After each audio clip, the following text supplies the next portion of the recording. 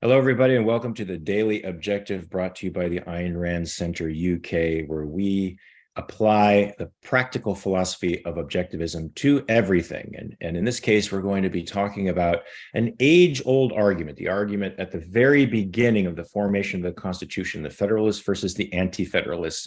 What was it? Who won the argument ultimately, or is winning, at least at this point? I just want to give a little preamble here before I let James, our resident expert on the Constitution, loose on this idea, this concept that we're going to be talking about.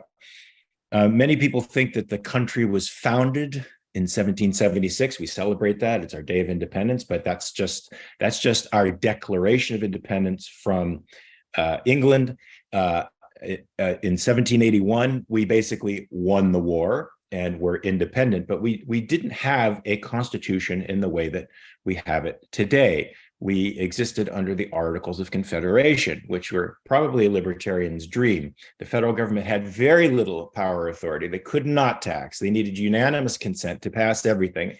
And as a result, the states fought with each other and pushed tariffs on each other and found it hard to pay off their foreign debt. And so they decided at some point that the articles needed to be amended. And so they gathered together a group of people, some of whom secretly understood that the articles needed to be junked entirely because they were so inefficient, and that an entirely new system of government needed to be formed. And this started somewhere around 1787 and was finally completed. Well, if you say completion is when the last state finally signed on, which I think was 1791, somewhere in there, around 1789 is when our country first begins under this new thing called the Constitution. Now, there was a battle to ratify the Constitution amongst the states, and the battle roughly formed two parties, the Federalists and the Anti-Federalists. The Federalists wanted to pass this vigorous central government with this vigorous constitution. The Anti-Federalists wanted greater state power. They wanted a Bill of Rights. They're essentially against the Constitution as it was. Wanted greater, more. They wanted it more like the Articles of Confederation.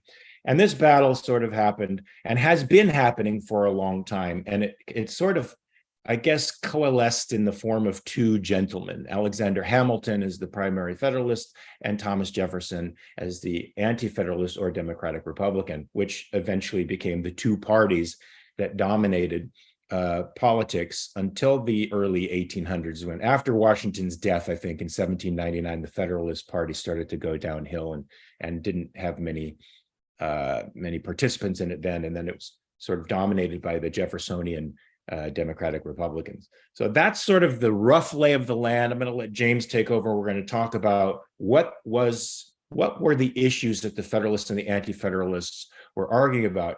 Who was right, who was wrong? In my impression, both were right in a lot of ways, and that's sort of what makes for great storytelling and for our unique history. James, welcome. It's great to be here with you. Let's talk about this. What say you with respect to this conflict? Always great to be here with you, Mark, and this is a great topic. You know, the first thing to note is that in modern times, in the last 100 years, our federal government has so far exceeded any powers, scope. Authoritarianism is what it's starting to verge on now. But the point is that the powers of government have so expanded beyond anything that either the Federalists or the Anti-Federalists ever conceived in their worst nightmares, that all of what we've experienced, at least in the last 150 years, is an utter corruption, utterly unconceived of, but yet the debate is framed in those terms. We're given to believe that Alexander Hamilton was advocating the kind of government we have today in most modern discussions.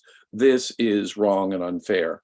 It is true that there were significant debates about the ratification of the Constitution, but really no one was fully satisfied with the Articles of Confederation.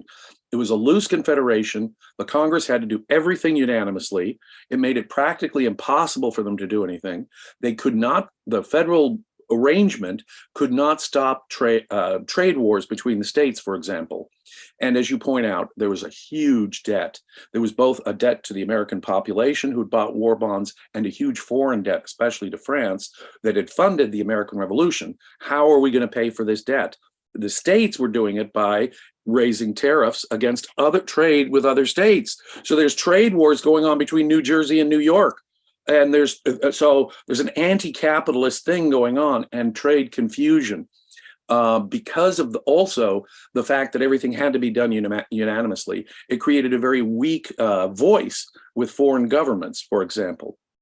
The primary issues were the scope of economic control that the federal government could have based on this debt issue, and rights. How much of individual rights. The Anti-Federalists were concerned that any new government would create a presidency that might become a monarchy. It would step on all the rights that we fought, that were stated in the Declaration of Independence that we were fighting for, that the revolution was all about. So they were afraid that the individual rights would just, and you'd have monarch. And so we'd basically be going back to the same old British tyranny that we'd been fighting against. Alexander Hamilton and his friends had argued that no, what we need is a federal government to stop these trade wars, take charge of state and foreign debt, and pay that debt. And in order to pay that debt, we needed a tariff, a federal tariff, and even federal excise taxes, which are authorized in the Constitution. The Constitution does give the federal government more power than the Articles of Confederation had given the federal government. But the fear of the federal government there was an entirely different one than it is today. Most of the states had already adopted bills of rights that were going to be the model for the Bill of Rights in our federal Constitution. The states were doing a really good job. In fact, they were leading the way in protecting individual rights, and especially the Virginia Declaration of Rights, which was adopted way back before even the Declaration of Independence, much less the Bill of Rights, and it served as the linguistic model for both the Declaration and the Bill of Rights. Well, I want to interrupt just momentarily here, just to sort of give people a view of what the independent states were facing. You know, if they're sort of in economic war with each other, they're battling over debt. They're not taken seriously by European powers because they're more or less separate units operating independently. There was still a very real danger of European engagement. Let's not forget that the British didn't completely withdraw.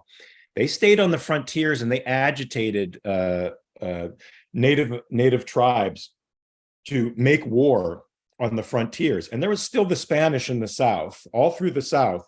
There were powerful European forces all along the frontier of the American of this new America. Look at what Europe did in Mexico. They imposed an emperor. The European powers came in and imposed on poor Mexico a Habsburg emperor. It didn't last very long, but yeah, Europe was eager to control things. Don't forget the War of 1812, where the White House was burned. No, the completion, in effect, of the American Revolution. So they were concerned about, they wanted a stronger unified government in terms of facing Europe, and they also wanted economic order. That was the argument of the Federalists. And Alexander Hamilton did want a lifelong president.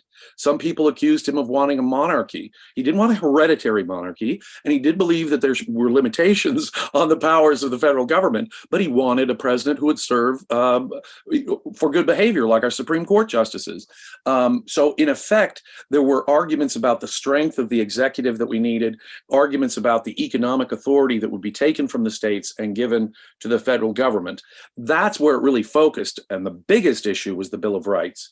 Men like Thomas Jefferson, who in the 1780s, he was our minister to France, he's the ambassador to France, and so he wasn't there directly during but he was furiously corresponding with James Madison, who was there, probably the most important person there, saying, look, I'm not going to sign on to this thing until there's a Bill of Rights.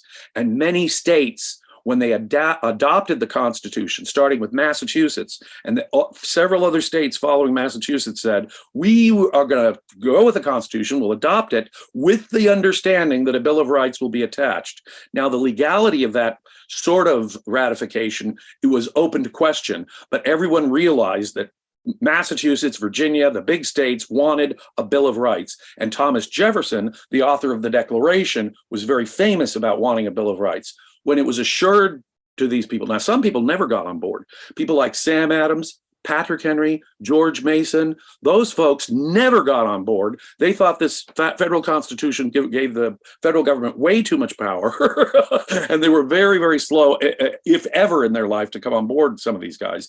Jefferson did agree. And he joined the original cabinet with George Washington as the first Secretary of State, Alexander Hamilton being the first Secretary of Treasury. So George Washington is attempting a compromise between the two conflicting parties here. James Madison was elected into the first Congress. His first act there was to propose several amendments, 10 of which were adopted and we call the Bill of Rights. And that was the first order of business for Mr. Madison. And when that happened, there was sort of the main issues had died down, especially when George Washington retired from office after 2 terms, taking away the fear that some kind of Hamiltonian lifelong king would be there. Yes, when the Federalists lost the election of 1800 and Thomas Jefferson took over, Thomas Jefferson cut and slashed government agencies. He eliminated the certain tariffs, the whiskey tariff, which was notorious, for example. He didn't think that the federal government should be doing stuff like that. And he opposed the Bank of the United States. And this is really where the central issue came to a head. Alexander Hamilton proposed and got a Bank of the United States, saying that the powers given to the federal government, which were limited, and we have to get to that philosophical issue if we have time, the powers given to raise taxes, handle the debt, mint currency, those powers implied the government could do something like the Federal Reserve, a Bank of the United States. Jefferson did not. He was very much opposed to that, but he couldn't get it undone. But when, as you're right, the Federalists sort of died when Jefferson became president, and their slow death took a couple of decades until they were finally eliminated. Andrew Jackson in the 1830s successfully eliminated the Bank of the United States because he agreed with them. So initially it looked like the Anti-Federalists had won. Jefferson, in his second inaugural address, said, "A wise and frugal government which shall restrain men from injuring one another, but which shall otherwise leave them free to pursue their own industry and improvement." That is a radical statement of the limitations of government. Now, the Bank of the United States was upheld by the United States Supreme Court, a very famous case, McCulloch versus Maryland. A Federalist ally of Hamilton was the second Chief Justice of the Supreme Court, and he said the Bank of the United States was cool. And that sent America, that was the camel's nose under the tent that sent America down this path where the powers of the government were seen as in an expansive way and an ever expanding way. In Federalist theory, I'm sorry. So that's the beginning. So is that the beginning of the expansion of federal power? That was a big one right there. See, there are 2 phrases in the Constitution that gave the government, the federal government, powers that had not existed in the Articles of Confederation. 1, the power to regulate interstate commerce. The intent there was to take away that power from the states. And so until the Civil War, the Supreme Court is only using the Interstate Commerce Clause to knock down state laws as interfering with federal jurisdiction, not upholding federal laws that are regulating commerce at all, but knocking down state laws that were interfering with trade. That was the whole pre-Civil War history of interstate commerce. There's another clause that was put in there. The Congress also has the power to do anything that is necessary and proper to bring the listed powers into fruition, the foregoing, make it possible. Now, that really was taken seriously for a long time, too. It really had to be necessary. And Hamilton, even in arguing for the Bank of the United States, was saying it was necessary in order to handle our debt, in order to do the things that Congress had been given the power to do. The Supreme Court kind of erased the word necessary, just as over time erased the word interstate. It began with McCulloch versus Maryland, but that was innocent compared to the cases that were to come, with the Supreme Court basically making a nullity out of the word necessary and the word interstate, so that the Congress can now regulate any commerce, and anything that might be helpful to enacting some power that the federal government had been granted is being upheld. And even in the 21st century, we've had recent cases cases. 2010, 2013, the Supreme Court upheld expansive powers under the necessary and proper clause. And that went well beyond even what Hamilton had imagined. Hamilton himself argued that the federal government, when he said that we shouldn't have a Bill of Rights, his argument was this: look, we've given the federal government clear, specific powers. And where does it say you can do a censorship? Where does it say you can establish a religion? And since we haven't given the federal government any such powers, if we were to list the rights, then we would be thought that the rights were exclusive. That's all the freedoms that the individuals had.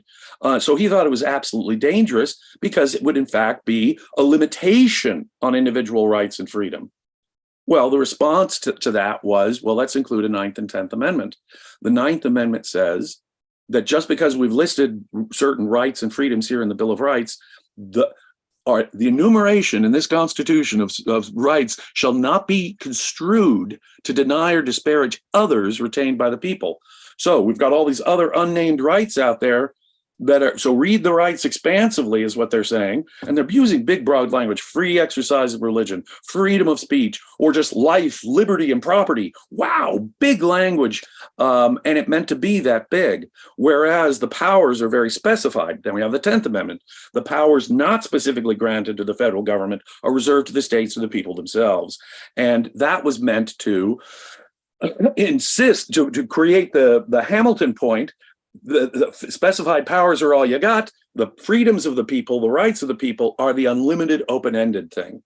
So it changed over time, slowly, and even Hamilton's version of things has been sort of wiped out of existence. But the arguments at the time really had to do with the scope of the economic power of the federal government and the nature of a Bill of Rights. I think, and the third real issue they had is over the power of this president, should he become a monarch. But Hamilton's position on that was put to bed. The Bill of Rights was put in there. And although McCulloch versus Maryland upheld the Bank of the United States, they still were clinging at least a little bit to these notions of interstate commerce, and it really has to be necessary for the government to have that power. But that's what the focus was. So we have this disagreement over the nature of government between the Federalists and the Anti-Federalists, which from its inception, the government was trying to assert itself in the private sector all along. It's not like we've ever had a completely clean break with government the way probably Jefferson had hoped. Right. And we say that McCulloch versus Maryland was one of the first factors that legally established it. But when did the break start cascading? Like, when did it become a cascade effect? Now, I would maintain that probably somewhere around the Civil War, and then when the Interstate Commerce Commission was created in 1886, and after the Progressive Era, there was a cascade, so that we see literally over the past 75 years an exponential growth, unbelievable growth of government since the New Deal. But when would you say was that first break? Was the Civil War? The Civil War had some disturbing elements where the federal government was asserting unprecedented powers, and they sort of got away with it. And a lot of that wasn't challenged by the court and was just sort of left to be. And so it's sort of just hanging out there in American history. But you're right. We'll talk about that a little bit, because libertarians like to focus on how evil President Lincoln was. And it's not, and we all uphold him as a great leader, but he did do things that were well beyond his purview. So talk about that a little bit so people who don't know this can understand it. Well, he suspended habeas corpus. For example, there were all kinds of things that he did in the. See, a civil war is a really interesting context. What does the government, when it's fighting a civil war, have the power to do? And can it violate clear provisions in the Constitution, even under those circumstances? And it appeared that, for example, with habeas corpus, Lincoln was doing that. The whole idea of secession was still controversial. Is it clear under the Constitution whether South Carolina can secede from the Union? Well, let's start there. Abraham Lincoln began with the proposition that no, once you've signed on to the Constitution, you cannot leave the Union. So the whole issue of secession was an open-ended constitutional question that Lincoln took a very strong position on and fought the war on the basis of. So is it still? Is it still? Well, now, do you have a do you hold the compact theory of the states, or do you hold that it's a perpetual union as Lincoln did? I think that Article 4 of the body of the original Constitution, which limits the states and requires the states, for example, to have a Republican form of government, the original Constitution, even without the Bill of Rights, imposed limits on the states in that federal Constitution. And once the states adopted that, I think they're buying into a perpetual limitation on their powers. So although there's no clear answer, I'd actually lean on the side of Lincoln on this, against my libertarian friends who would say that there is a right to succession, because I think you're right, provided that clause is to quote unquote impose Republican government in the states. So that would give the federal government the right to say, the moral right to impose against the South, many of their anti-Republican laws. But let's say the federal government itself has become tyrannical. It's broken the contract itself. It's no longer Republican in its own right. Do you think the states have a right to secede? I think that after the 13th and 14th Amendment, that really became smashed, because now the federal courts were given, in the 14th Amendment, in my view, the federal courts were given jurisdiction to look. The original intention of the 14th Amendment was to impose the entire. Remember, the Bill of Rights only applied against the federal government. Congress shall make no law. The states could establish a religion. The states could violate the Bill of Rights. The federal Bill of Rights originally only limited the powers of the federal government.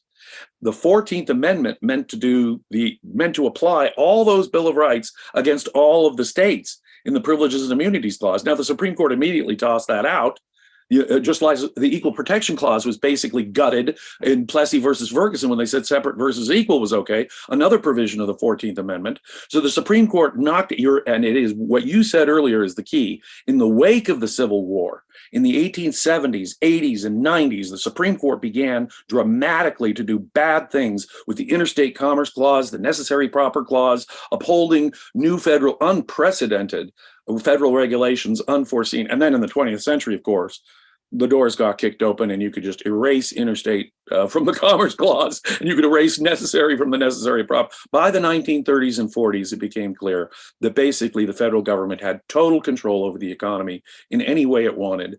That's the situation we're in today. That's a clear violation, in my view, of the Bill of Rights, a violation of what the framers had in mind in the first place, and even a violation of the 14th Amendment, So perhaps the individual states that want to secede can now do so with justification because the federal government has broken the contract that binds them. I would have to lean with the philosophy of the Declaration of Independence.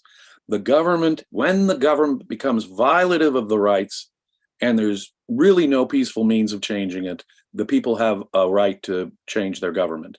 We still have a peaceful means of changing our government. And we don't have a censorship in the United States, and mostly in Great Britain, although that's dying out. We mostly have representative democracy, so the people can have. Until we can morally justify a rebellion on a civil war, an American Revolution. The Civil War, on the North part, I think was justified. Slavery is that evil and pernicious. The American Revolution was justified. The British were being tyrants, denying established rights of Englishmen to the colonies. So when the government is like that, take up arms. You have a right to overthrow the government. But until we reach that point, I have to say, sorry, South Carolina, you got to stay in the Union. And whether it's progressives who want, California and Oregon to break off and become an ultra lefty country, or whether it's the interior states like Wyoming and Utah who want to break off and create an ultra conservative, I don't think either of them under the 13th, 14th, and 15th Amendment, after the Civil War and those amendments, the federal government has such jurisdiction now over the states that the conceptual notion that they have a constitutional right to secede, I think is just legally incorrect. Well, this is interesting, and probably an entire subject for another daily objective. I've got a couple of super chats here to get to before we have to sign off. Jeff Bannister with $4 Canadian. Thank you so much for tuning in to us, Jeff. Adherent of Lady Columbia for $10. When you realize Hamilton came home from a multi-year war to the states not even able to pay his fellow troops, to the point of threatening Washington, and the states bicker like kids, guy had a point. Well, yeah, he did have a point. There's no question about it. Without his genius, it's very possible we might not have ever had a constitution. So there's a great debt we owe to him, despite differences that we may have with his interpretation of things. He was clearly a great mind for his age. All of the framers were confused. They weren't totally consistent about the issue of rights. You notice that they have, as objectivists, we oppose any coercive taxation. But in the framers' mind, tariffs are cool, even excises are cool, and those are put into the federal constitution. And on a state level, property taxes and excise taxes were understood to be okay back in those days. So they weren't, objectivists. And I'm not trying to impose, as a constitutional interpreter, I'm not trying to impose objectivism at all, but simply the plain meaning of the words in those documents. And it seems to me the plain meaning in those words can solve a lot of these questions. Yeah. Indeed, if only people understood language. So upcoming shows at 6 p.m. UK time, the reality show coming up very soon, Hope Not Hate, Catching Fascists. Oh, I'm interested in seeing what that's all about. At 9 p.m. UK time, HBTV with Harry Binswanger on the inerrancy of perception. Now that's interesting. That's going to be interesting. Fascinating. Yeah. Come on. Yeah, the senses are valid inherently. Yes, sir. Yes, so that's interesting. So because we hear so much that your perceptions fool you, you can't trust them. But well, can you? So this question will be answered, I think, in a way that most people out there will find very unconventional. James, I wish we had more time to talk about this because you are, as usual, quite knowledgeable and very interesting on this topic. Would you like to say more? I think there's a lot more to discuss when it comes to the history of constitutional law in the United States, and a lot more I have to say on the topic. Well, you know what? We should be like Hillsdale College, with you giving a course on the Constitution, but from the objectivist point of view. That I think would be a very good idea. I'm planting that seed. So think about it. You should give a course on the Constitution. That would be fun for me. I would love to do that. I would sign up. Do it before the Hillsdale captures me, because I was thinking about taking their constitutional course, and I'd rather take it with you. I am sure that it will be better than their originalist conservative view of the Constitution and its limited, constrained, what will be their limited and constrained view of rights. I'm afraid our left and our right are perfect exemplars of the twin fears of the framers. They embody, in effect, the twin fears of our framers, and no one's advocating even what Hamilton and Jefferson would have agreed upon, much less have any real idea of what the Constitution was all about. So I'd be happy to do that. I know it'd be better than Hillsdale. Indeed. We're in scary times, folks, but there is a life preserver out there. There is an island of reason in the chaos. It's right here on the Daily Objective, brought to you by the Ayn Rand Center UK. Subscribe, tune in every day for your daily dose of reason. And always remember, folks, to check your premises. Peace.